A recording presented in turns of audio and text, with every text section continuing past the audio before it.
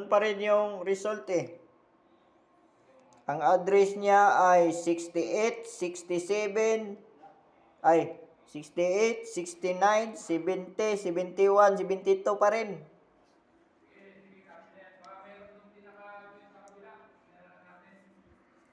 Tapos sa kabilang linya, yung dating siyam, naging 7 na lang, nabawasan.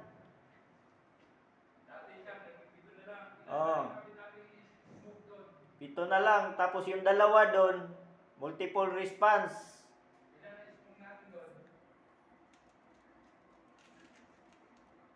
7 na lang kasi nabawasan ng dalawa eh.